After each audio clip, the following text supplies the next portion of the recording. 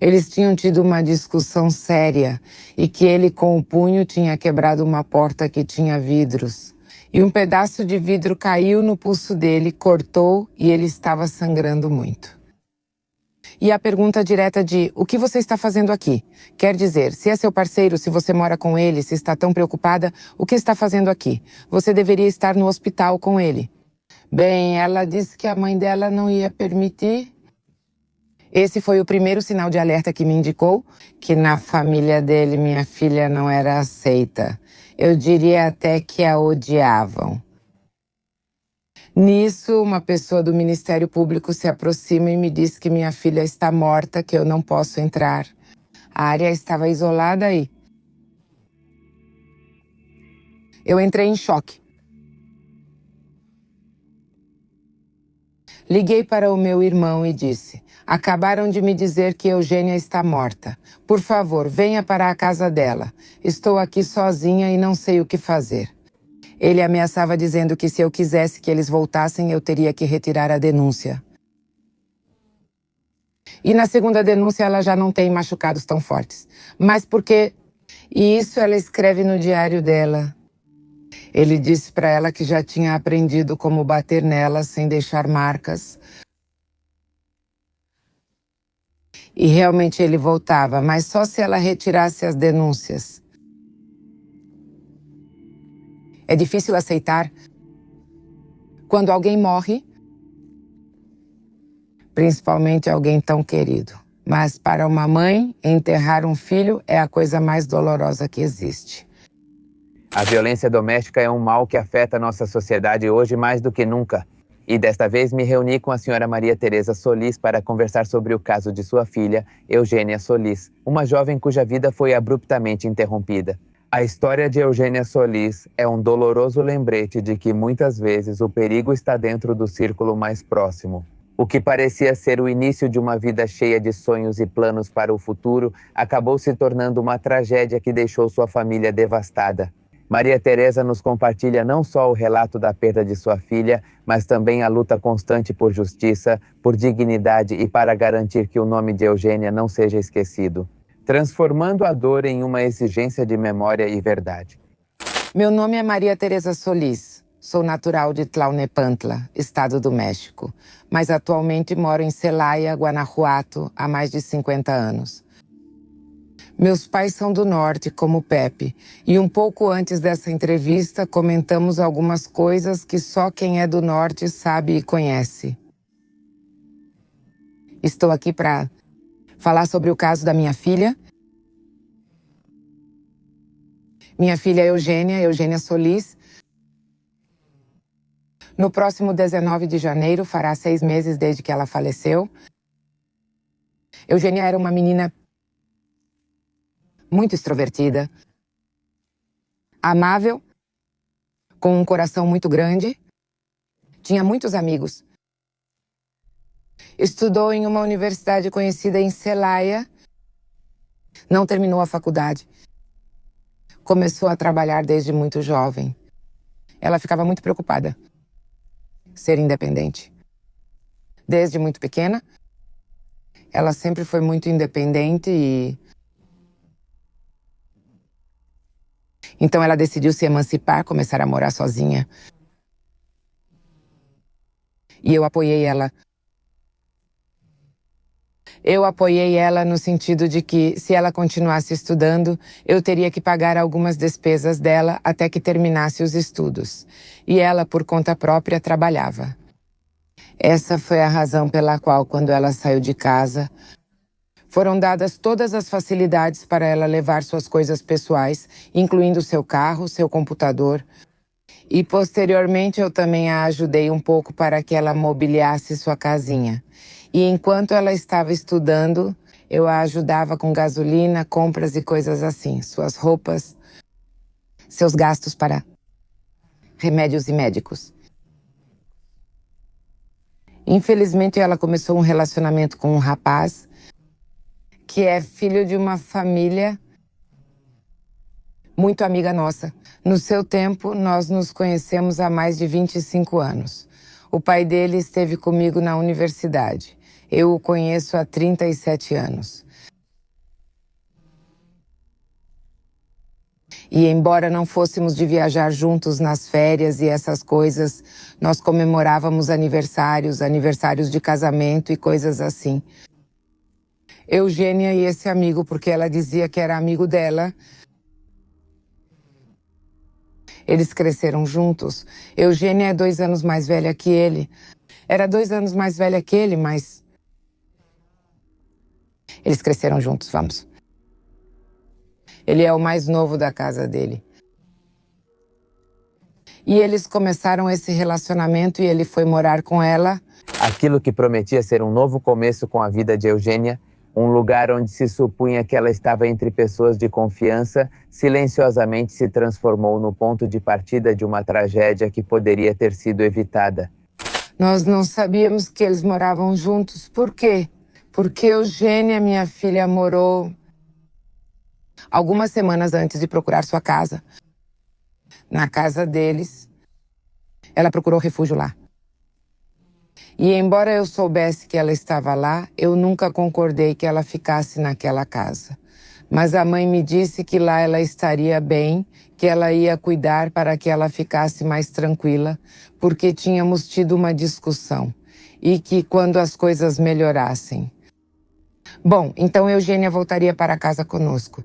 Isso foi em 24 anos. A questão é que, bom, houve problemas lá, como eu já sabia que ia acontecer. E a mãe desse rapaz disse que ele não podia mais continuar morando naquela casa. Então ela começou a procurar opções para alugar e depois pediu para o meu pai, que era, além de ser seu avô, também era como uma figura paterna que assinasse como fiador o contrato para alugar a casa dela. E meu pai me pediu para acompanhá-la, que eu visse o lugar, que o lugar fosse bom, que fosse seguro o lugar onde ela ia guardar o carro dela e que se eu aprovasse o lugar, então ele assinaria. E foi assim. Eu a acompanhei e vi que a casa estava bem, né? Era a primeira casa dela, onde ela ia começar essa nova vida. Não estava tão ruim, era uma casa mobiliada. E eu assinei como testemunha o contrato de aluguel. O que a gente não sabia era que atrás dela esse rapaz brigou com a mãe dele e foi morar com a minha filha, com Eugênia.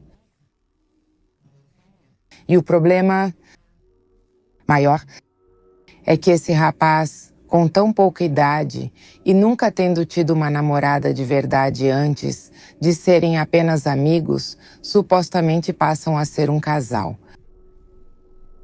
Esse garoto, desde muito pequeno, era violento. E eu sei disso porque eu conheço desde que ele mamava. E com o tempo, em várias ocasiões, percebi que nas refeições de família do lado deles, quando ele bebia um pouco além da conta, ficava muito violento. Quando era criança, ele gostava desses videogames que hoje em dia, felizmente, já são classificados para diferentes idades. E mesmo que eu tenha comentado na época com a mãe dele que esse tipo de jogo era violento para ele, ela não se importou, disse que não. Ela se contentava em ter os filhos na sala de casa ou na sala de TV da casa dela, jogando videogame sem sair para a rua. Então, esse garoto, além disso, eu sei porque conheço a família, o ambiente em que ele vive, a mãe dele é violenta. E eu acho que parte de todo esse ambiente contribuiu para que esse rapaz, de alguma forma, cada vez que ele bebe ou cada vez que usa alguma droga pesada, como a cocaína, ele fica muito violento. Não sabia que eles moravam juntos. Quando eu percebo que isso está acontecendo, quando em uma ocasião minha filha chega chorando, muito abalada, e me diz que esse rapaz tinha sofrido um acidente naquela casa e que ele estava no hospital. E ela estava muito preocupada porque queria saber como ele estava. E eu dizia, bom, então, o que está acontecendo? Ela então me contou que estavam morando juntos. Tinham tido uma discussão séria. E que ele, com o punho, quebrou uma porta de vidro e um dos vidros caiu no pulso dele, cortou o pulso e ele estava perdendo muito sangue. E a pergunta direta de "o que você está fazendo aqui?" quer dizer, se é seu parceiro, se você mora com ele, se está tão preocupada, o que está fazendo aqui? Você deveria estar no hospital com ele. Então ela disse que a mãe dela não ia permitir. Esse foi o primeiro sinal de alerta que me indicou que na família dele minha filha não era aceita. Eu até me atreveria a dizer que eles a odiavam. Então pedi para ela ficar em casa e eu fui até o hospital e fui vê-lo. E no quarto do hospital só estava esse menino com o irmão dele, o que é um pouco mais velho. Os pais deles não estavam lá. E quando vi que ele já tinha sido atendido, que tudo estava bem e que o médico tinha dito que ele precisava passar a noite lá, que no dia seguinte ele teria alta, eu perguntei para ele, falei, olha, eu conheço minha filha e sei que ela não é nenhuma santa. Minha filha sabe se defender muito bem com as palavras. Mas eu quero saber, o que exatamente ela te disse para você reagir dessa forma tão violenta, a ponto de quase perder a vida? E ele me explicou do jeito dele, mas não me contou tudo. E eu também perguntei para ele o motivo pelo qual a mãe dele tinha decidido que Eugênia não ficasse mais na casa deles. E a mãe dele dizia que os dois tinham dormido juntos na casa dela. E que essa era a razão pela qual ela tinha dito que eu não podia estar lá. E ele me disse na frente do irmão dele que não tinha sido assim. E não porque ele não quisesse, mas porque Eugênia realmente tinha respeitado a casa dos pais dela. Foi aí que parei. Eu sugeri que ela procurasse ajuda para que então não agisse de forma violenta. Não só em uma ocasião como essa, mas em outras também. E então ele me disse que ia procurar ajuda. Foi aí que parei. Nesse momento, o pai desse rapaz e o irmão que estava presente lá naquele dia no hospital já tinham recolhido todas as coisas dele. E aparentemente ele então já não teria mais nada a ver com a minha filha, né? Mas não foi assim, esse relacionamento continuou. E da próxima vez que houve um ato violento, Eugênia, eu denunciei às autoridades. E a violência aumentava a cada dia. Ela dizia estar muito apaixonada, mas nunca ficou claro para ela que isso não é amor. Você pode dizer que está muito apaixonada por uma pessoa, mas assim que há violência, você deve parar, deve dizer não, se afastar e buscar ajuda com sua família, com um terapeuta. Mas você deve dizer, até aqui não mais. Ela não fez isso. O relacionamento ficou intermitente. O contrato de aluguel daquela casa venceu. Além disso, ela já não queria mais morar lá, porque aquilo lembrava a ela acontecimentos violentos, tanto o dele quanto o dela depois. Por que eu sei de tudo isso? Porque no dia em que ela morreu, no último 19 de julho de 2025, eu não entendia o que estava acontecendo. E me lembrei de que ela sempre escrevia em seus diários. Então eu procurei por eles, encontrei, coloquei eles no bolso e levei comigo. Mas sobre isso eu vou aprofundar um pouquinho mais adiante. Ela se mudou de casa e supostamente já não estava mais com ele. Mas a verdade é que elas nunca terminaram o relacionamento. Esse relacionamento, de acordo com meus cálculos, pelos diários que eu vi, muitos dos diários dela estavam em casa. Essa foi uma das coisas que ela não levou quando se emancipou. Mas a partir do momento em que ela começa a morar sozinha, começa uma nova série de diários que foram os que eu encontrei e trouxe comigo. E o primeiro dia começa quando ela passa a morar naquela casa, sozinha já com ele. E ela data o relacionamento deles a partir de 22 de abril de 2022. Pelo que dizem os jornais, aparentemente o relacionamento deles data de 22 de abril de 2022, sem ter uma data concreta exata. Depois de um ano, ela se muda para outra casa que fica em linha reta de minha casa, sua casa, para o lugar onde finalmente ela se mudou. São 400 metros de carro, são 2 minutos, 3 minutos no máximo. E bom, então ela faz a mudança dela e tudo, né? Esse garoto voltava, o relacionamento ficou intermitente, cada vez mais violento. Eugênia se encontrava presa em um ciclo de abuso dentro de um relacionamento do qual não conseguia sair. Era um fardo que ela carregava em silêncio, a ponto de sua família nem sequer saber que ela ainda mantinha contato com essa pessoa. Os abusos, tanto físicos quanto emocionais, se prolongaram até chegar a um desfecho que, de qualquer perspectiva, é terrível e profundamente assustador. A primeira denúncia foi em 2023. E a segunda denúncia foi em março de 2025. Mas ela nunca nos disse nada, nem que o denunciava, nem que havia agressões ou que ele a violentava sistematicamente. Além disso, bem, ele começou a ter outros relacionamentos. E ela não suportava as mentiras e as infidelidades. Então, toda vez que ela reclamava do que ele fazia, ou porque suspeitava que ele estava com outras garotas, eles voltavam a discutir. E ele a chamava de mulher de 4 letras. Ele batia nela e a deixava praticamente jogada. Quando isso acontecia, Eugênia parava de ir trabalhar e, bem, quando voltava, ainda machucada, quem percebia o que realmente estava acontecendo eram seus colegas de trabalho, seu chefe, e aos poucos ela começou a se isolar. Uma das coisas que marcaram um antes e um depois foi aquela parte em que ele se machuca e que eles já não moram mais juntos. A partir daí o relacionamento se torna intermitente, mas eles nunca terminaram de verdade. No dia 19 de julho do ano passado, eu estava trabalhando em casa e mandei uma mensagem para a mãe dele sobre uma assembleia que íamos ter, onde eu a convidava para ver se ela colaborava conosco de alguma forma.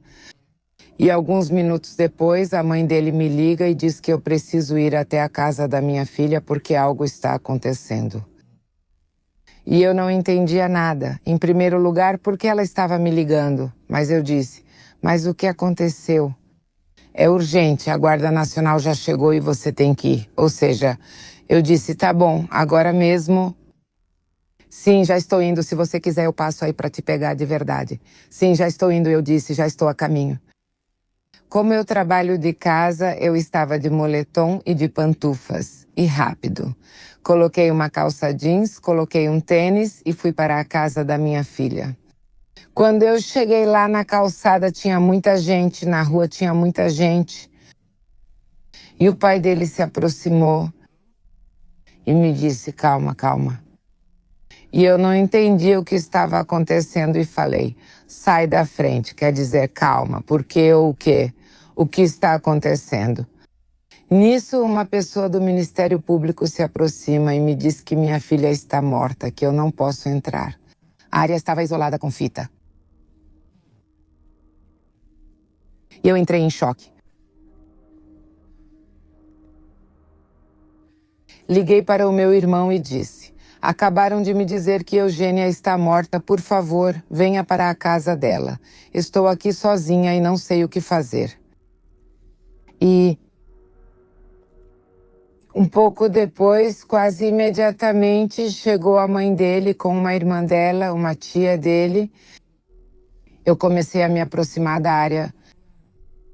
São 4 casas de cada lado. É um condomínio pequeno de 8 casinhas e as garagens ficam na frente. Com um portão. Então, esse rapaz estava na área das garagens e a zona estava isolada desde a entrada e nós estávamos na calçada. Então, logo depois de mim, chegou a mãe gritando, dizendo para ele se lembrar da hora que tinha chegado, que como era possível que do jeito que ele chegou, ele nem percebesse a hora ou em que estado tinha chegado. E o rapaz, bem, só ficou de cabeça baixa. E a uns 2 ou 3 metros dali, da calçada para dentro da garagem, havia um agente do Ministério Público com ele, aparentemente estavam fazendo algumas perguntas e já tinham dado a ordem aos vizinhos de que ninguém entrava e ninguém saía. Chega meu irmão e ele me pergunta, o que aconteceu? Eu disse, é que eu não sei o que aconteceu, só sei que ela está morta e...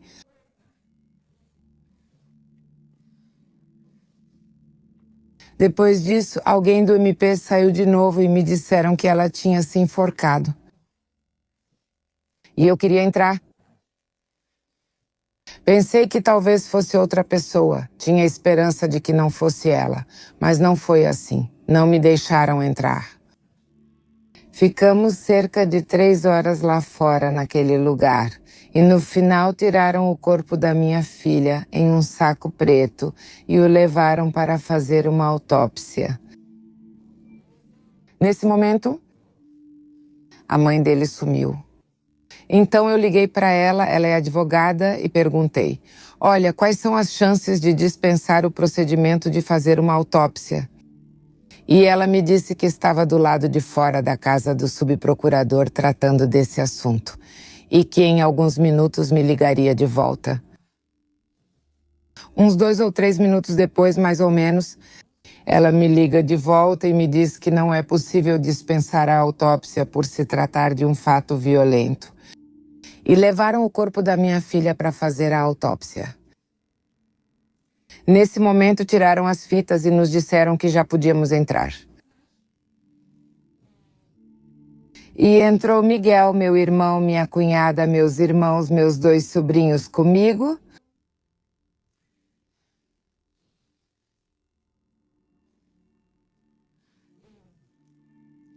E em cima da mesa de jantar tinha um estilete. E no quintal tinha uma escada de 2 degraus ao lado do tanque. E também estavam pendurados uma cortina bem pequena e um secador de cabelo de viagem bem pequenininho. E eu pensei, o que isso está fazendo pendurado aí? Mas como se tivesse havido várias tentativas de ver com o que poderia se enforcar ou alguém tentou enforcá-la. Eu ainda não sei qual é a verdade. Com o coração partido e depois de enfrentar uma das experiências mais devastadoras que uma mãe pode viver, que é a perda de uma filha, Maria Teresa começou pouco a pouco a reunir a força necessária para enfrentar o que viria depois. No entanto, os antecedentes, o comportamento suspeito do jovem apontado e as múltiplas discrepâncias nos fatos a levaram a buscar respostas por conta própria. Assim, ela iniciou uma investigação pessoal para reconstruir o que aconteceu durante a última noite de sua filha, tentando compreender o que realmente ocorreu. E o que a levou a um final tão trágico? O fato é que, bem, está sendo investigado como suicídio. E naquele dia à tarde, eu liguei para um dos amigos dela, um dos mais próximos, e disse que que ela havia falecido. E ele me disse, não, isso não pode ser. Eu falei com ela esta manhã. Pois ela está morta. Ele disse, senhora, eu preciso falar com a senhora. A senhora me permite ir até sua casa? Eu disse, olha, neste momento eu preciso ir ao Ministério Público para fazer uma declaração e avisar em qual funerária vamos velar ela depois, para que eles autorizem que, depois da autópsia, entreguem o corpo para essa funerária. Então me dá uma chance de voltar para casa depois de fazer essa declaração no Ministério Público e a gente se vê daqui a pouco. Quando fui ao Ministério Público, fiz o procedimento e quando voltei, liguei para ela e disse, já estou em casa. Ela disse que iria para lá em algum momento. Antes de eu ir ao Ministério Público, os pais dele estiveram na minha casa. Foi estranho, porque a senhora queria me dar umas gotas de alguma coisa em um chá para eu me acalmar. Eu disse para ela que não ia tomar nada, eu ainda estava em choque.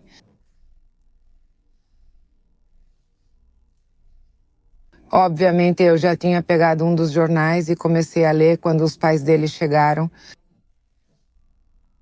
Foi aí que percebi que esse relacionamento tinha se tornado intermitente, mas que já durava meses.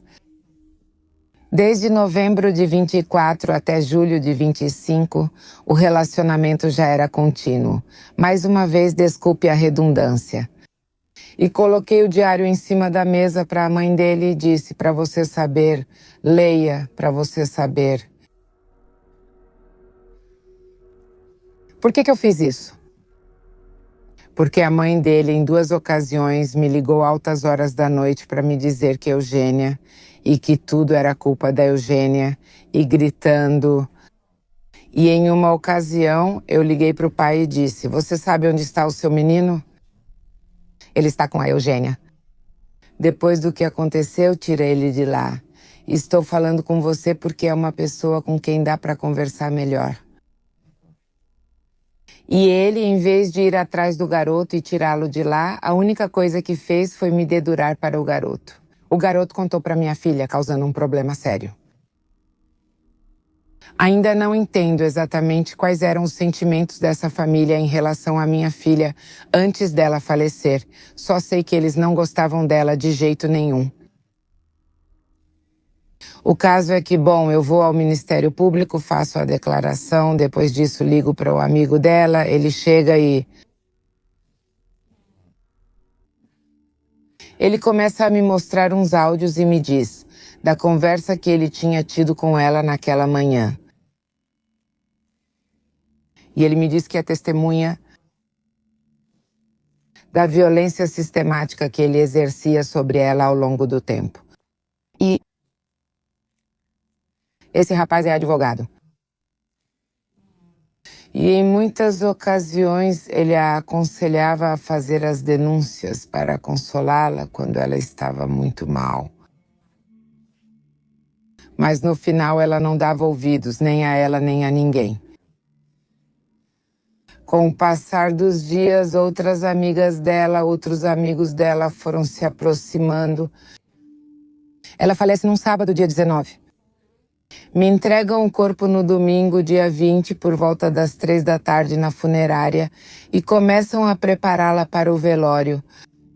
O velório começou no domingo, dia 20, às 7 da noite. E foi muita gente. E, óbvio, tinha muitas pessoas que eu não conhecia. Eu achava estranho eles estarem lá. Amigas dela, desde o jardim de infância, mães de ex-colegas dela da escola e famílias próximas a nós. Colegas de trabalho do meu pai, colegas de trabalho meus, dos meus irmãos. Mas havia muita gente jovem que eu nunca tinha visto. E em um sofá, em um dos corredores, estavam alguns deles que até me olhavam de forma estranha. À meia-noite eu dei a instrução para que fechassem a capela. Em Celaya vivemos uma insegurança tremenda há muitos anos. Não é seguro velar um corpo a noite toda. Eles fecham a funerária e quem ficou lá dentro ficou. Não pode sair até a manhã seguinte. Mas eu já estava uma noite inteira sem dormir por ficar lendo os jornais. E eu queria saber mais. Então eu dei a instrução de que a capela fosse fechada e que no dia seguinte, às 8, fosse reaberta. E os meninos que estavam naquele sofá no corredor me disseram que eles não iam embora. Que eles nem moravam em Celaya e que tinham ido para Celaya só para velá-la e que dali não iam sair. Uma delas, um pouco grosseira até. Então eu dei a instrução para que abrissem a cafeteria para elas, para que tomassem um café, um biscoito, alguma coisa, se fossem ficar a noite toda. Fomos para casa. Um dos meus irmãos me acompanhou e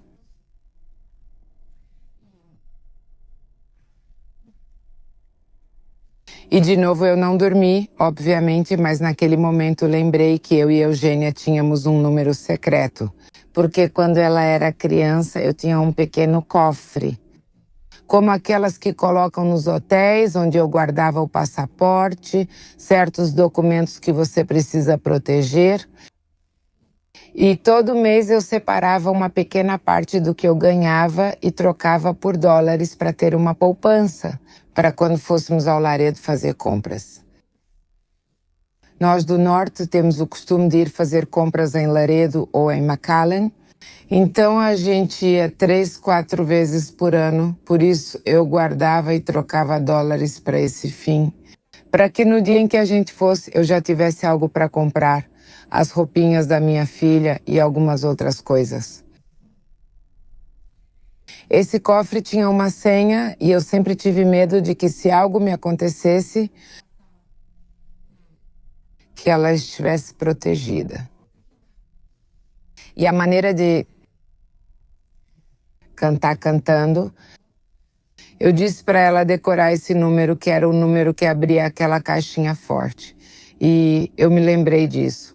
E eu tive a ideia de colocar essa senha no celular dela e o celular desbloqueou. Então a primeira coisa que eu fiz foi olhar a conversa que ela tinha com ele. E aí eu percebi que esse rapaz tinha almoçado um dia antes com ela e eles tinham combinado que ele iria à noite. Por quê? Porque eles almoçaram juntos e ele foi trabalhar, cumprir, não sei se era o turno da tarde ou algumas horas extras, não sei. Mas ele comentou com ela que depois do trabalho ia se encontrar com alguns amigos para tomar umas cervejas. Ela não concordou, mas no final disse, bom, então vai. Ele termina de comer e vai para o trabalho. E quando ele estava voltando, há um lugar chamado A Curva, onde eles param quando estão voltando do trabalho, tomam algumas cervejas e depois seguem para Celaya, o pessoal que trabalha nessa fábrica. Ele ficou lá bebendo com os amigos. Ele ficou bêbado. Ele começou a brigar. E 2 amigos dele que estavam passando por lá perceberam que ele estava brigando. Então eles pararam, separaram ele, mas em vez de parar de beber, começaram a beber com ele e ele acabou caído no chão sem conseguir se controlar. Minha filha, no horário combinado. Ela começa a ligar para ele e ele não atendia. Então, começou a ligar várias vezes, até que finalmente um desses rapazes atende e diz que ele está muito bêbado e que não pode dirigir. Que por favor dessem o endereço da casa dele para que o levassem. E minha filha, em vez de dar o endereço dos pais dele, deu o próprio endereço dela. Então eles o levam para a casa dela e minha filha começa a brigar com eles e diz que porque deixaram ele beber daquele jeito. Se sabiam que ele não deve beber desse jeito e eles disseram, olha, nós não fizemos ele beber. Nós chegamos e ele já estava mal e tudo o que fizemos foi trazê-lo. Então, aqui estão as chaves do carro, eles o colocaram dentro e minha filha foi e estacionou o carro na esquina. Era uma estratégia que usavam para que os pais dele não percebessem que ele dormia lá. E ela trancou o carro, pegou os pertences dele, os celulares e as coisas pessoais dele, né? E trancou. E ela colocou os 2 celulares ao lado da cama para que se tocassem ou quando ele acordasse, ele visse que os celulares estavam ali. Mas de madrugada ele começou a receber ligações de outras mulheres. Uma delas, supostamente amiga dele, e supostamente também é sua psicóloga. E Eugênia atendeu o telefone, reconheceu o número, atendeu e disse para ele não ligar aquelas horas. Essa moça disse que estava ligando àquela hora porque tinham dito que ele tinha sofrido um acidente. Não, ele não sofreu nenhum acidente. Ele está aqui comigo, por favor, não ligue mais para ele. E desligaram e depois começaram a chegar mensagens e ligações de outro telefone. Até que em uma das mensagens havia um bonequinho em uma posição com o traseiro exposto. E aí minha filha começou a chorar, começou a mandar mensagens para várias pessoas, contando o que sentia, que tinha descoberto, que ele tinha sido infiel de novo. Ela teve uma crise de ansiedade, às 3h45 da manhã. Ela ligou para os serviços de emergência e eu não sei qual foi o resultado dessa ligação. Mas ela tem que esperar até amanhecer para poder falar com ele e reclamar. Há um áudio de uma amiga onde ela explica tudo. É onde minha filha conta tudo isso que estou te falando e que eu pude confirmar. Ao seguir o trajeto no Google Maps para onde ela caminha de madrugada, que no áudio dá para ouvir que ela está andando, dá para ouvir os cachorros ao longe. Ela vai chorando e vai até uma farmácia em Guadalajara, compra alguns cigarros e volta caminhando, fumando. São pelo menos 4 ou 5 pessoas com quem ela se comunica nessa madrugada. Mas no final de todas as mensagens ela colocava: não me responda essas mensagens até que eu te escreva aspas, ponto, aspas. Ou seja, um ponto. Era quando já era seguro falar. Cara, não acredito, sério. Fiquei super mal, sério. Descobri as traições dele, não acredito. Ela me disse que amanhã ia às miqueladas com os amigos dela, só pra zoar, sabe? Pra falar a verdade, eu já tinha dito pra ela que eu não me sentia confortável com ela indo.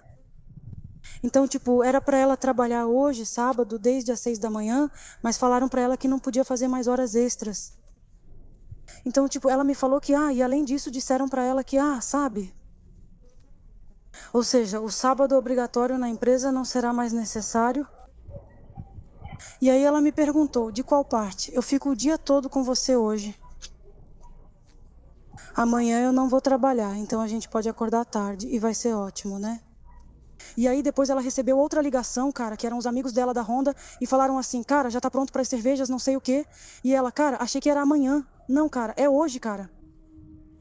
Então ela falou, por favor, me deixa ir, né? E eu falei, tá bom. E falei, cara, juro pra você, te mando a localização, isso e aquilo. E eu falei, tá bom. Ela me mandou a localização, cara. Liguei pra ela. Ela atendeu de boa e tudo, né? E aí me falou, deixa eu ficar mais tempo. Então eu estou me divertindo muito. E eu tipo, então tá, mas que horas você chega? Não. Tipo, lá pelas 11. Então, cara, comecei a ligar e ligar e ligar. 1 hora, cara, ela não atendeu, cara. E até que alguém atendeu, um cara falando, cara, é que ela tá muito bêbada, cara. Ela dormiu, tá tipo apagada. Diz pra onde a gente leva ela que a gente leva pra você, cara. Então ela já chegou aqui em casa, né? Eu falei, não, pode trazer ela pra casa. Já trouxeram ela aqui pra minha casa. Cara, claro que eu peguei todas as coisas dela, cara. O celular e tudo. Eu deixei os celulares de lado, cara, para que, tipo, no dia seguinte ela pudesse se comunicar com os pais dela, né, com a casa dela. Cara, começaram a ligar, e eu começo a ver um número que me parece super familiar e fui procurar nos meus contatos. Cara, era a melhor amiga, aquela que jurou e jurou pra mim, cara, que estava bloqueada de novo, que todo dia, segundo ele, me mostra que está bloqueada e tal, né. E aí, tipo, Então, cara, depois de um tempo, ele começa a ligar de novo. Bom, eu atendi e perguntei, o que você tá fazendo ligando essa hora? Não, é que me disseram que ela sofreu um acidente, que não sei o quê. Aí eu falei, não fica ligando pra ela essa hora. Ele disse, não sei o quê, e já desligou, né? Quer dizer, a gente nem brigou por nada. E aí, depois de um tempo, cara, ele começou a ligar de novo. Tipo, de outro número, cara. E mandou isso aqui, cara. Bom, já te mando o print. Não acredito, cara. Sério, desde as 2 da manhã eu não consigo dormir, cara. Minha cabeça tá a 1000, cara. Horrível, cara. Isso me deu um motivo para começar a revisar, tipo, as mensagens de todas essas pessoas, mas ela apagava as mensagens. Onde ela não apagava era no Messenger. E como o celular ficou desbloqueado, todas as redes sociais dela ficaram abertas e o e-mail também ficou aberto. Então, por aí, eu comecei a investigar o que estava acontecendo e consegui confirmar que tudo o que aquela moça dizia naquele áudio e para outro rapaz que mora na Holanda, em inglês, por texto e áudio, realmente era verdade. Então, isso me deu a indicação para ir no dia seguinte e fazer uma ampliação da declaração nesse sentido. E onde eu explico para o pessoal do Ministério Público que ela tinha feito 2 denúncias no passado e que ela mesma tinha concedido o perdão. Ele ameaçava dizendo que se ela quisesse que eles voltassem, teria que retirar a denúncia. E na segunda denúncia já não tem agressões tão fortes, mas porque isso ela escreve no diário dela. Ele disse para ela que já tinha aprendido como bater nela sem deixar marcas. E de fato ele voltava, mas com a condição de que ela retirasse as denúncias. Nessa segunda denúncia, ele tinha medo de que ela temia que a intimação fosse para a casa dos pais dele. Então ele se apresenta voluntariamente para depor e muda o endereço onde diz morar, colocando o endereço da minha filha. Para que, se chegar alguma notificação, mesmo que ele tenha se apresentado para depor no Ministério Público, a notificação chegaria na casa da minha filha. E depois ele diz que se ela quiser que eles voltem, ela tem que retirar a denúncia. E ela faz isso. Eu não consigo entender, Raul, como é possível que ela tenha acreditado nele.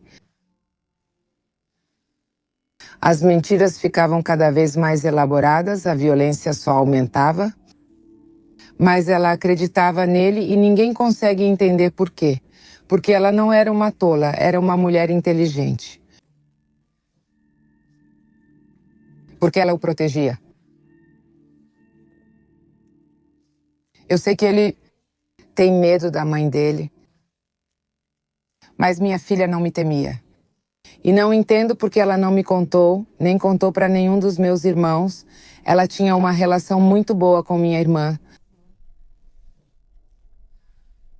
E não, ela não falou, não disse nada. Quem sabia eram os amigos dela. Porque quando ela passava por esses episódios,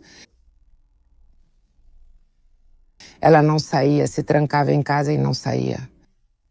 Ela se desculpava no trabalho e dizia que estava doente, se desculpava com a tia e dizia que tinha muito trabalho. Então ela se isolava em casa e as únicas pessoas com quem tinha contato, que a ajudavam e apoiavam naquele momento, eram Yuli, uma de suas amigas, com Cris, outro de seus amigos,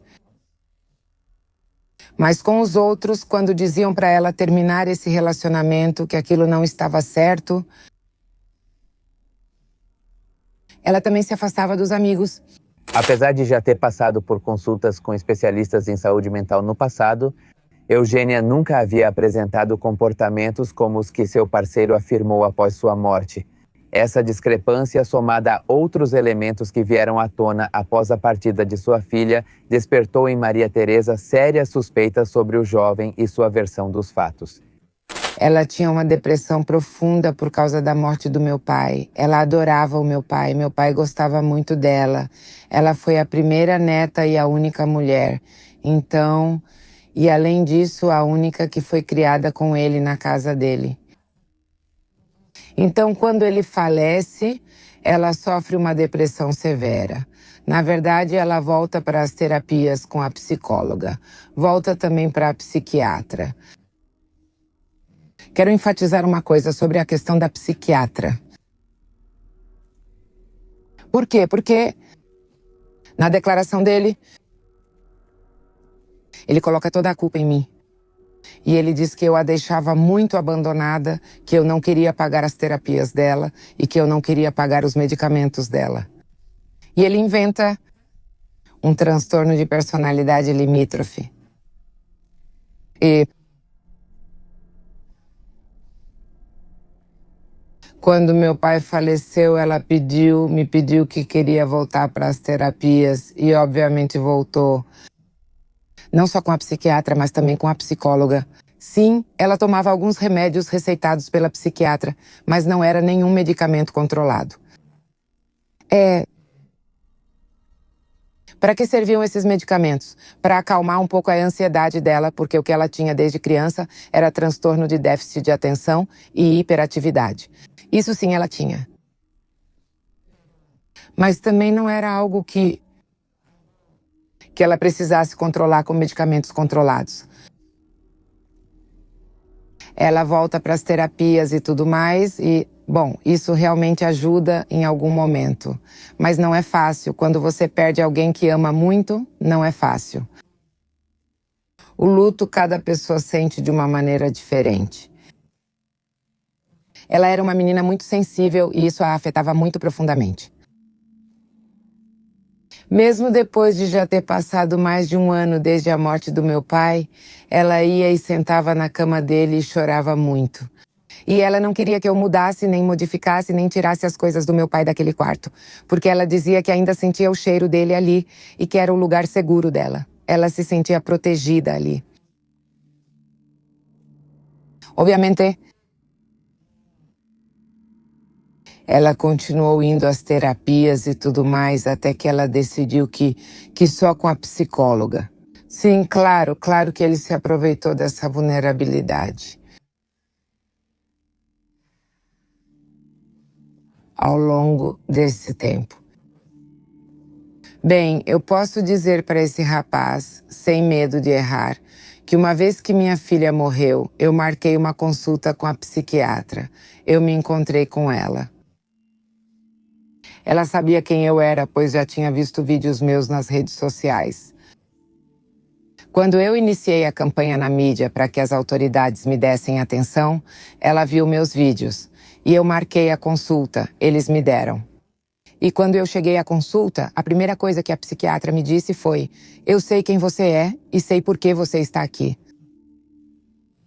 E ao conversar com ela, ela me disse que minha filha não tinha nenhum transtorno de personalidade limítrofe. Que minha filha jamais tinha lhe dito que ele a maltratava fisicamente. E que se ela tivesse dito, mesmo que fosse uma única vez, que ele a maltratava, ela teria sido enfática em dizer que ela precisava sair desse relacionamento. Ela chegou a esconder esse relacionamento até mesmo da psiquiatra. Ela não falava sobre as agressões nem sobre a manipulação que ele exercia sobre ela. Ela falava sobre a depressão severa que tinha por causa da morte do meu pai e sobre problemas comigo. Porque todos nós temos problemas com nossos pais em alguma fase da vida. Mas eu não tinha nenhum dos transtornos que ele menciona. Quando fui visitá-la no hospital, eu disse que ela precisava procurar uma terapia, porque ele sempre foi muito violento desde criança.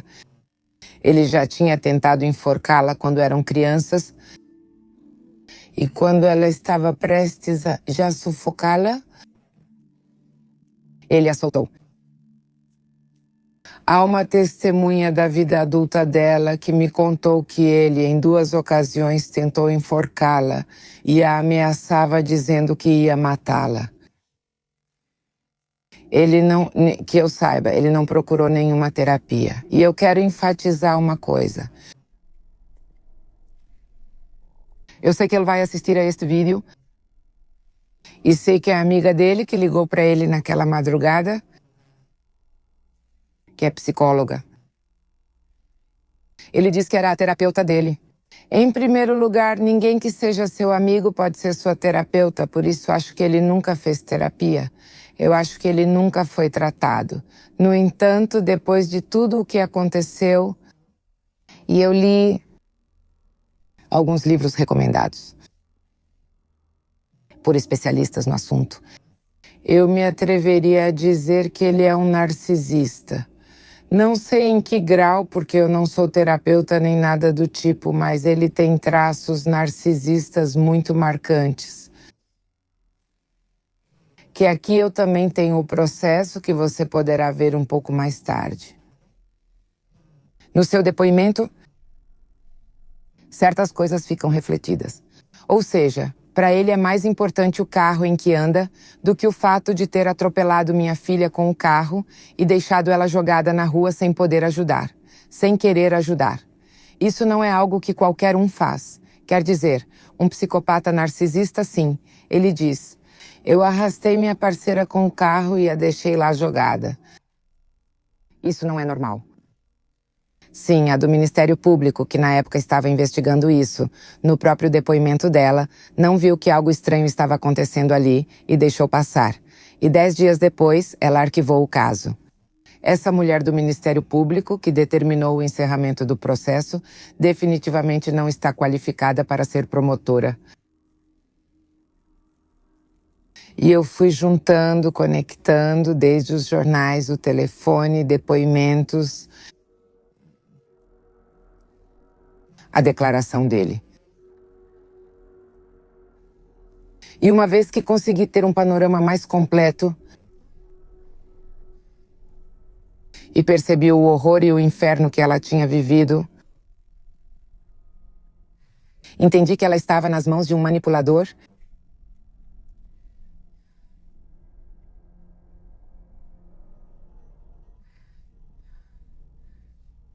Quando você está nas mãos de alguém que se aproveita de você, e eu sei disso por experiência própria, a gente pensa que o amor é assim. Mas sempre tem algo que te tira disso, se você quiser enxergar. Porque sempre tem algo que te tira. Mas se você não quiser ver e insiste em manter um relacionamento com um manipulador, você afunda cada vez mais. Tem muita gente que sai da manipulação de um narcisista, mas tem outras pessoas que não. E minha filha não conseguiu fazer isso. Ele diz que a encontrou enforcada. Ele diz que cortou o cabo com o qual ela supostamente se enforcou. No funeral dela, ele me diz... Ele diz... Porque ele não foi ao velório, não apareceu no velório de jeito nenhum. Nem os pais dele, nem ninguém da família dele. O que me faz pensar que, bem, tem algo com ele. Porque se realmente tivessem sido meus amigos, como eu achava, teriam estado lá e não fizeram isso. O que eles estão encobrindo? Por que estão encobrindo isso, eu não sei. Isso já vai recair na consciência daquela família, daquelas pessoas, porque há muitas pontas soltas. Sim, considero que há certa responsabilidade, em primeiro lugar porque ele era um menino de ouro naquela família. É o mais novo, é um homem inteligente.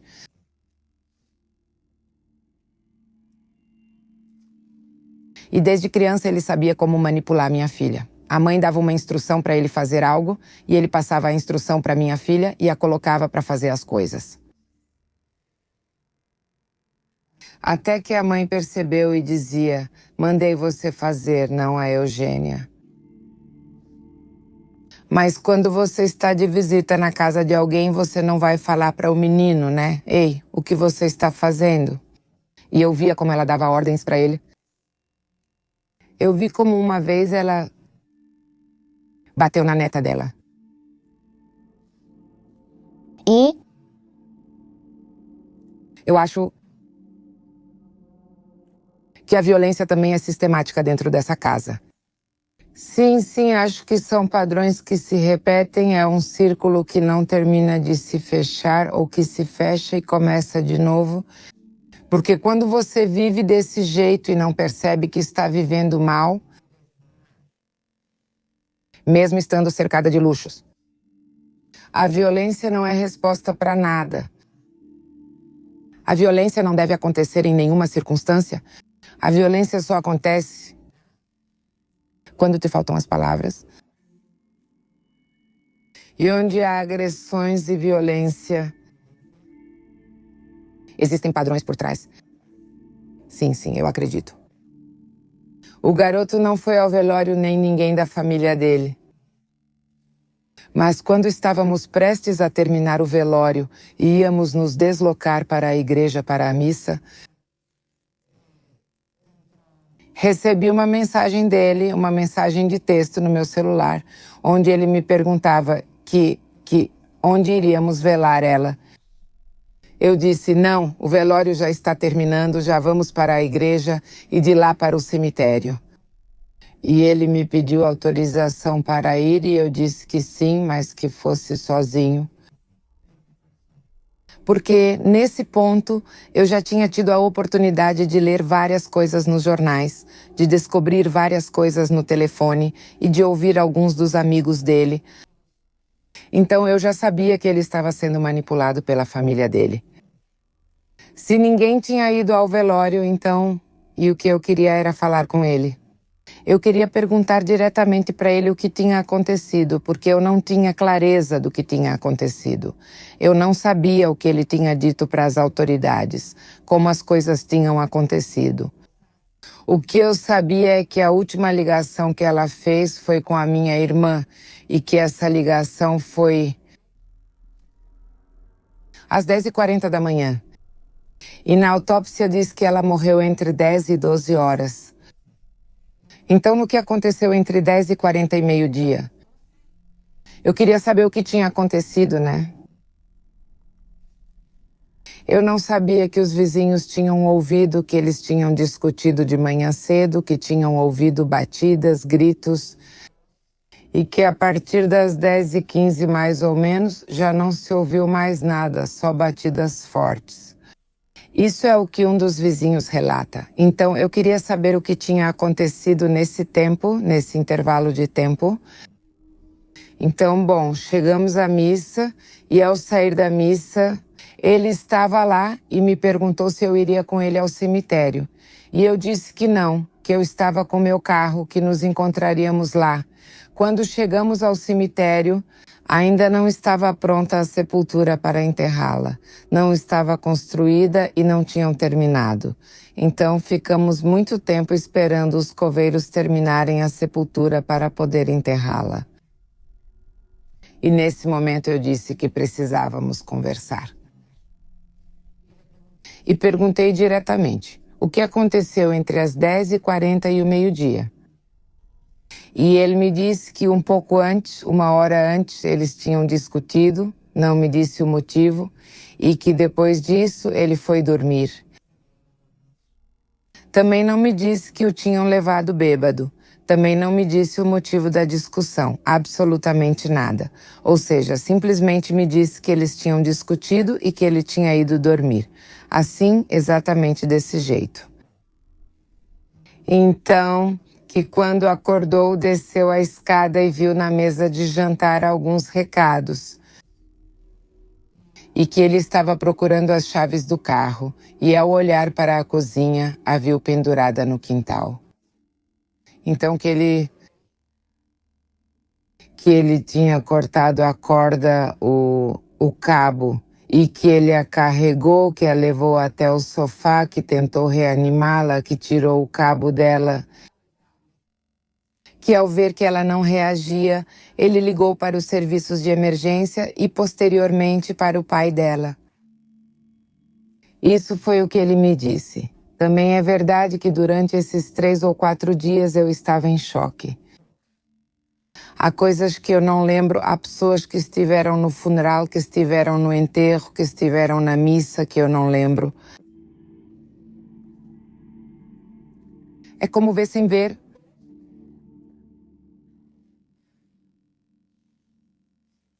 E de repente ter flashes de rostos. Mas eu nunca vi ele chorar.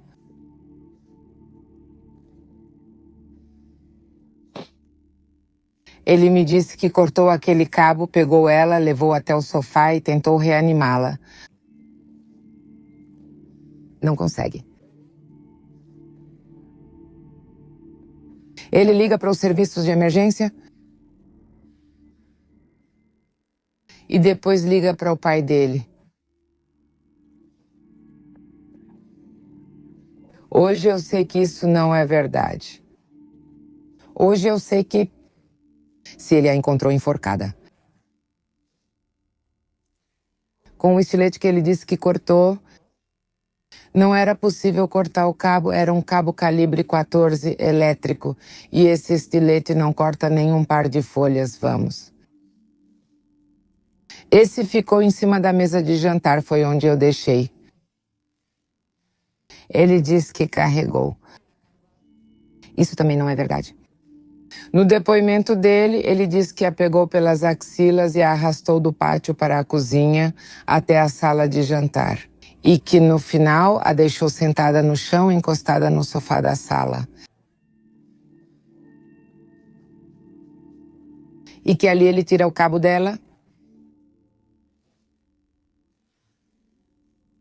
Não há absolutamente nada na autópsia que indique que ela tenha tirado a própria vida se enforcando.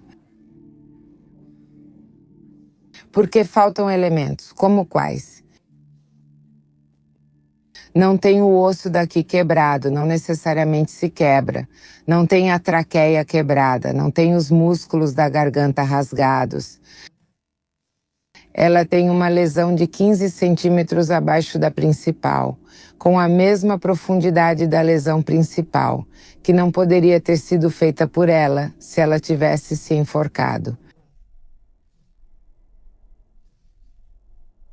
Uma das coisas que acontecem quando um corpo é suspenso é que você já perdeu o controle dos esfíncteres. E não havia fluidos no local de nenhum tipo.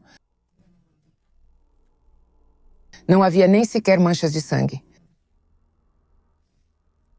A única pessoa que a vê enforcada é ele. Então eu não acredito nele. Eu acho que foi ele quem a enforcou e fingiu que ela se suicidou. Mas só os laudos periciais poderão revelar a verdade. Eu não estou qualificada para dizer o que exatamente aconteceu. Só sei que a lógica me diz que ela não fez isso. Aqui eu tenho um pressentimento. E eu sei que isso não conta. O que está escrito sobre o relacionamento que eu tinha com ele. E o resultado, depois de tanto abuso sistemático por mais de 3 anos, eu não acredito nele. Eu não acredito nele. Hoje não há como verificar quem chegou primeiro, se os serviços de emergência ou o pai. Mas o que eu posso te dizer é que uma vez que entramos na residência e que eu recolho as coisas pessoais dela, os diários, o telefone, o passaporte,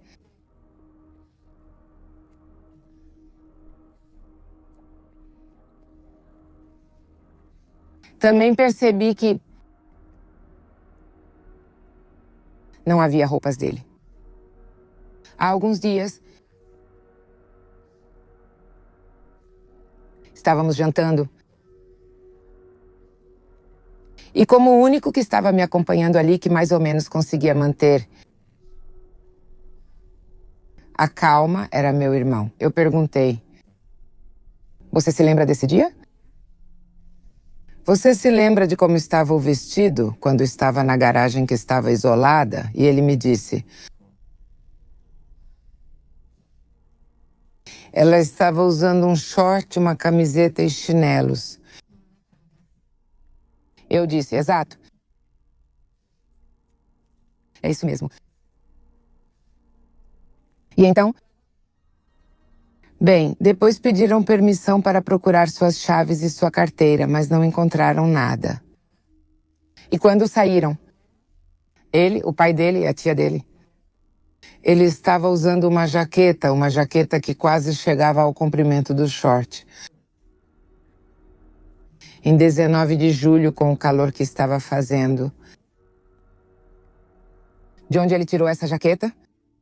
Se na casa da minha filha não havia pertences dele, ele não morava com ela. Ele chegou uma noite antes bêbado, o levaram, mas ele vinha do trabalho. E quando saíram, perguntei ao meu irmão. E quando saíram, o que ele levava nas mãos? Nada.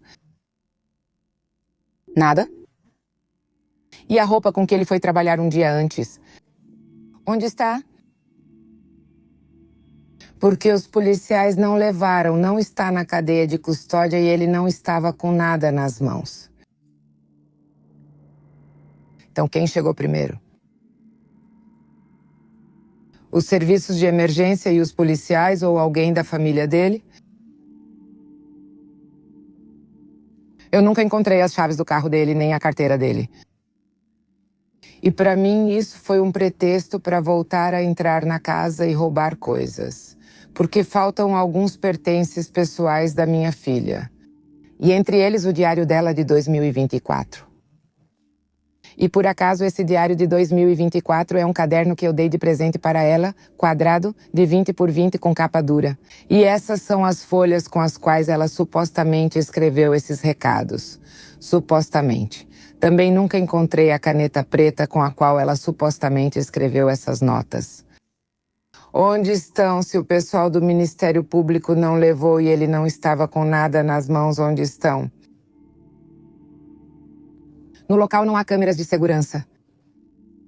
E pelo tempo que passou, né? Porque desde a data em que o caso foi arquivado até a data em que foi reaberto, que é 7 de novembro, se passaram meses. Já há coisas que não é possível descobrir, a menos que ele colocasse seu próprio telefone à disposição da autoridade e comprovasse que o que ele disse são fatos. Por isso também não acredito nele, porque é muito fácil ir ao Ministério Público como testemunha e falar qualquer besteira. E provar com um pedacinho de conversas querer colocar a culpa em mim. Por que não colocou à disposição do Ministério Público a conversa completa? Com minha filha? Por que fez questão de quebrar um telefone para que não se pudesse descobrir mais nada sobre ele? Por que ele a ameaçava? Por que ele me escreve nas redes sociais e finge ser outra pessoa contando a sua verdade? Por isso eu não acredito nele. A luta constante por justiça continua até hoje com a reabertura do inquérito. Maria Tereza mantém a esperança de que o caso seja resolvido em breve e que o responsável seja levado à justiça. Como está o caso? O caso foi reaberto, está sendo investigado. Está sendo investigado tudo o que pode ser investigado de forma científica. Eu aluguei a casa da minha filha por mais 5 meses, com a esperança de que o Ministério Público fosse lá fazer uma segunda revisão das coisas. E sim, foi assim mesmo. No entanto, também há lacunas nessa segunda vez. Por quê? Eu não sei. Ou as pessoas não são qualificadas neste país, ou eu tenho o azar de que os que pegaram o caso não sabem investigar, criam sua própria teoria e então investigam o que eles acham que aconteceu, mas não se colocam, não questionam outros elementos que podem ser investigados. Por aí, eu ainda não conheço o resultado dessa segunda rodada dos ministeriais. Estão chamando para depor pessoas que já haviam colaborado. Eles estão sendo chamados para depor, para dar testemunho novamente. Eu trouxe novos testemunhos, trouxe novas provas, a investigação continua. Não sei se ainda vão me pedir a exumação do corpo da minha filha. Pode ser que sim. Por isso não posso construir um túmulo para ela. Ainda não, até que o caso seja encerrado. O caso continua sendo investigado. Que eu saiba, não há obstáculos nesse sentido. Que eu saiba. Mas também não é como se... Desculpa, mas... Eu confio nas autoridades, confio que vão fazer o trabalho delas da melhor forma possível. E eu não sou uma pessoa que fica em cima das autoridades. O que aconteceu, o que aconteceu, o que aconteceu, ouvir todo dia, todo dia, todo dia. Por quê? Porque eu vi outros casos ao meu redor que eu conheci ao longo desses meses, onde as mães desesperadas vão e questionam as autoridades e acabam cansando elas. E chega um momento em que dizem qualquer coisa só para acalmá-las mais. Eu entendo que o caso da minha filha não é o único. Eu confio que as autoridades vão fazer o trabalho delas, vou esperar o resultado de tudo isso. Vou fazer algumas ampliações de declaração, uma que já tenho praticamente pronta para a próxima semana, de coisas que continuam surgindo e que eu posso contribuir com elementos. Vou na próxima semana fazer uma ampliação de declaração com coisas que surgiram recentemente. E há outras duas coisas em andamento que estou investigando por conta própria, que espero, se der algum resultado, se houver mais elementos de prova, terei que ir novamente fazer uma ampliação de declaração. Depois disso, vou esperar o resultado das autoridades. Se eu não ver que isso chega a algum lugar, vou ter que recorrer às instâncias federais ou internacionais. Mas eu não vou parar pelo fato de eu não estar na promotoria todos os dias vendo o que avançou, quem veio depor, que provas eles têm, qual foi o resultado disso. Isso eu tenho que deixar que eles trabalhem tranquilamente. E no final vou ver qual é o resultado disso. Por enquanto, o único que me resta é continuar com a campanha midiática que iniciei. Que por um momento eu parei, porque também entendi que cada vez que eu abro a boca, estou dando elementos para esse rapaz poder se defender em algum momento. Não sei exatamente como está a investigação. Eu não sei. Eu terei a oportunidade de ver meu advogado e o pessoal do Ministério Público que está investigando para saber a que conclusões chegaram. Ou se já não estão mais investigando. Agora, neste momento, eu não sei. Espero que na próxima semana eu tenha um pouco mais de respostas. E por enquanto eu vou continuar com a campanha na mídia. Meu advogado, da última vez que conversei com ele, me disse que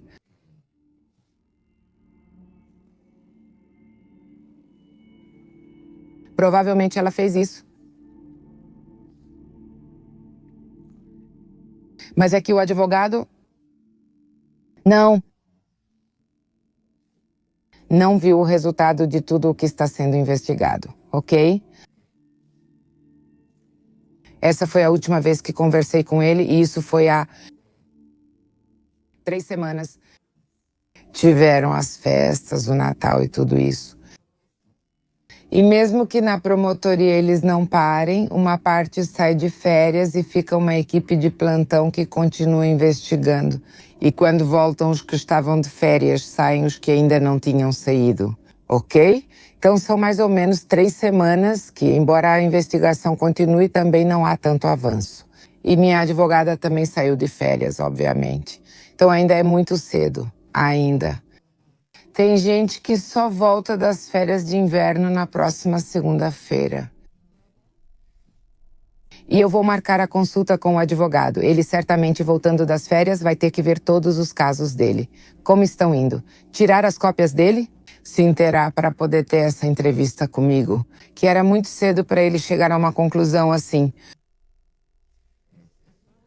É uma teoria, é uma das teorias, né? Não é conclusiva. E que era muito cedo para fazer um comentário definitivo.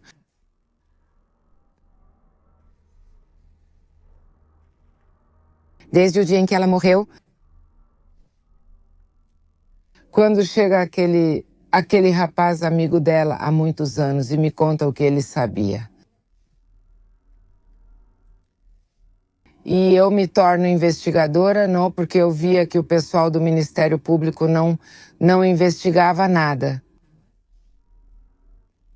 Tem sido muito difícil, pagar pessoas especialistas no assunto, médicos legistas,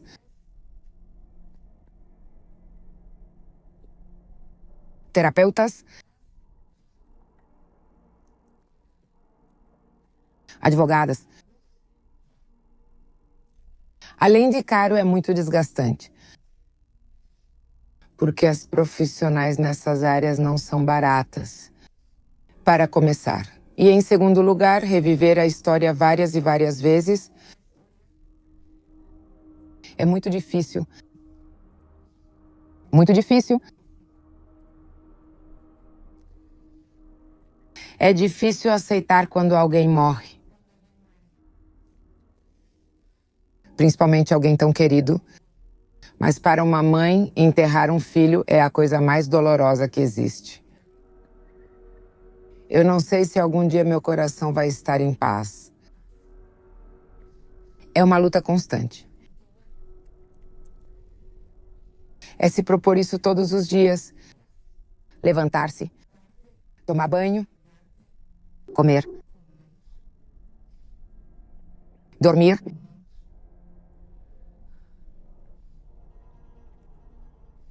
E cada descoberta ou pista que pode levar a algum lugar ou não, é doloroso segui-la. As pessoas que a conheceram e a conheceram bem e com as quais eu tive contato, principalmente pessoalmente, são as únicas testemunhas do que realmente se sente. Essa impotência, esse pesadelo, toda noite é horrível. E cada descoberta é uma esperança que no final você não sabe se vai levar a algum lugar ou não. Mas toda vez que existe a esperança de encontrar, toda vez que existe aquele pequeno raio de luz, é muito doloroso. Maria Teresa destaca a importância de levantar a voz na busca por justiça. Ela confessa que ainda não consegue entender por que a vida ou Deus colocou ou impôs uma prova tão difícil para ela, mas tem a certeza de que não vai desistir até encontrar justiça por sua filha. Atualmente eu estou bem de saúde. Tive um pequeno acidente com o pé da cama e quebrei um dedo do pé há alguns meses, mas já estou bem. Obrigada.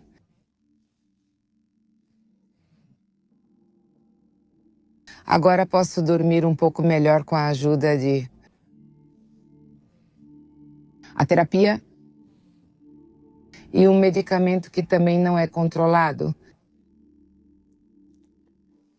Dormir e comer bem é a luta diária para continuar forte. Porque eu vou estar forte para ver o resultado de tudo isso. Eu tenho que estar forte e estou bem de saúde. Vou ser sincera, muito sincera. Quando comecei a campanha na mídia, ninguém tinha me entrevistado. Eu comecei a fazer meus próprios vídeos em casa e comecei a postá-los no Facebook. Foi criada uma página chamada Justiça para Eugênia no Facebook, TikTok e Instagram, e eu comecei a postar os vídeos lá. Foi a partir daí que meios como o seu, como o da Paola Bettencourt, do Vozes Ausentes, me abriram as portas. Também não fui a muitos. Só uma jornalista em Celaya que divulgou o caso e Vozes Ausentes. E agora você. Não. Passou-se muito pouco tempo, vamos. E quando o caso é reaberto e para não cometer erros, nem que os vídeos fossem sempre a mesma coisa e tal. Ou seja, eu dei uma freada na campanha midiática. Eu só postei fotos da minha filha em diferentes fases da vida. Quando faz meses que ela faleceu, no aniversário dela, no Natal, no Dia de Reis, e assim por diante, sabe? Qual é a resposta das pessoas? Quando as páginas são suas, quando é você quem escreve o blog, quando é você quem escreve diretamente, é um ambiente controlado. E a resposta tem sido boa, não vou negar. Mas quando saiu o primeiro vídeo em Vozes Ausentes, tem de tudo. Tem gente que, por não assistir o vídeo desde o começo ou só ver a primeira parte, foi um vídeo muito longo, muito longo, que a gente fez sem cortes. Estava tudo muito recente. Eu ainda estava de cabeça quente, porque faltava só uma semana para chegar a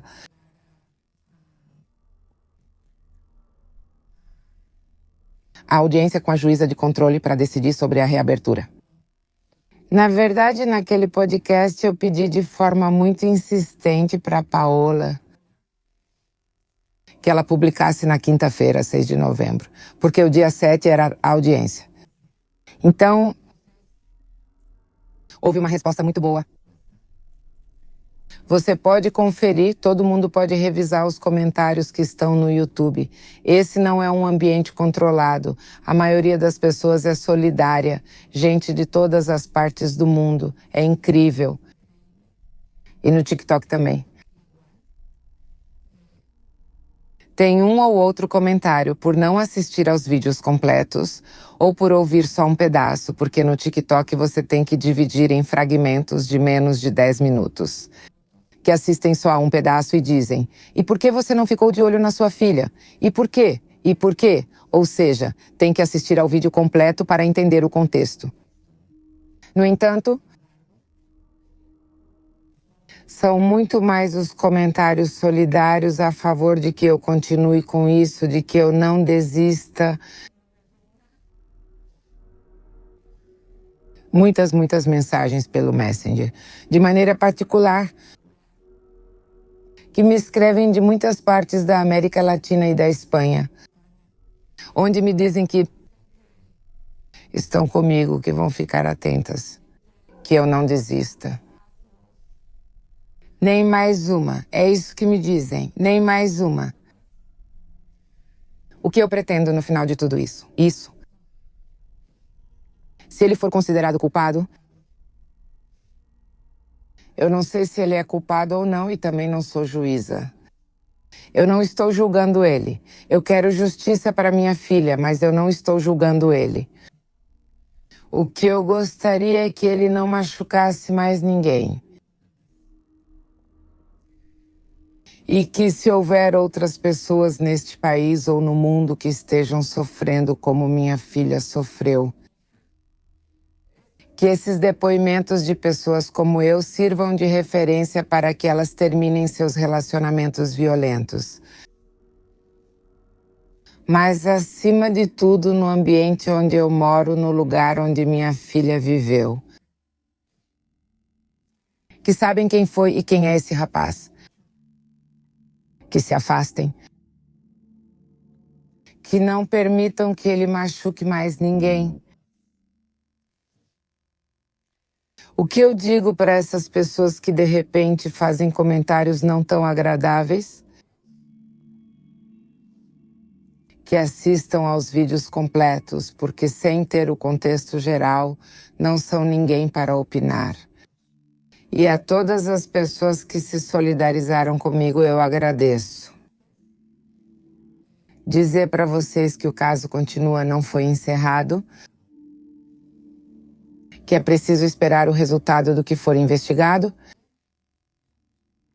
Não sei quanto tempo isso vai levar. Vou continuar gravando esse tipo de vídeo.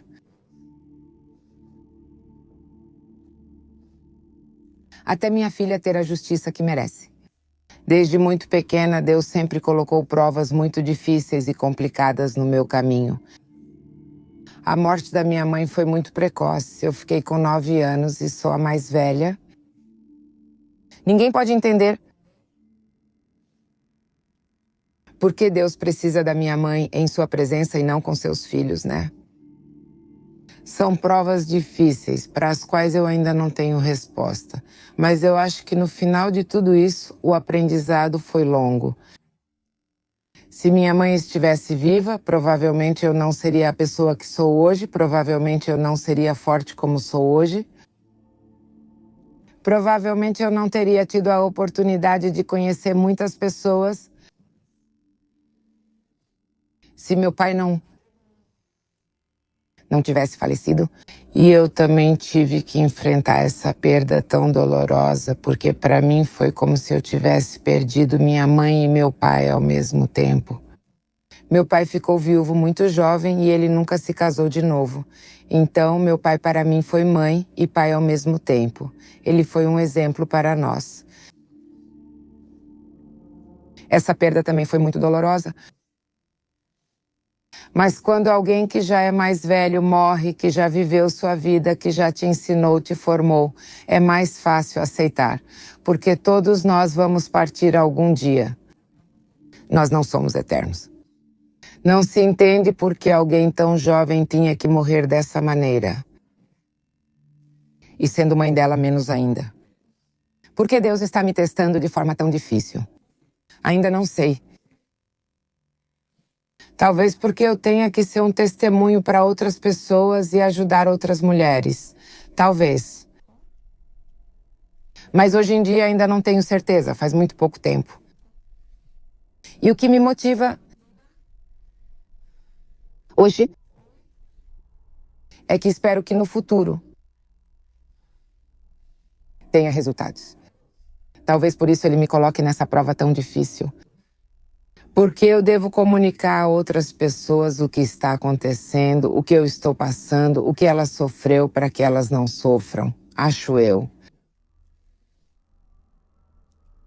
Talvez o motivo seja outro, mas eu não vou saber até que o tempo passe. Só quero pedir às autoridades que não deixem de fazer o que é certo. Que sejam minuciosos no que estão fazendo. E agradecer a você por me dar esse espaço. Não é fácil para mim. Não é nada fácil. Voltar a falar de tudo. O coração continua despedaçado. Mas minha luta vai continuar. Eles estão bem. Minha irmã também. Estão tristes. Nós a lembramos todos os dias, em cada coisa. Porque ela era uma menina que amava os animais.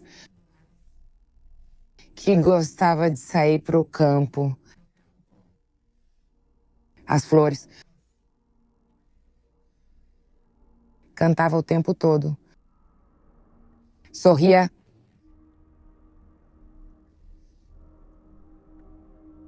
E cada espaço nosso está cheio dela. Todos nós estamos tristes. Mas temos que aprender a viver com isso. Minha parte mais difícil é de madrugada, quando tenho esse pesadelo recorrente. E depois não consigo mais dormir. Já não é todos os dias. Mas o pesadelo é recorrente. Eu sonho com ela. Eu sonho com ela pedindo ajuda.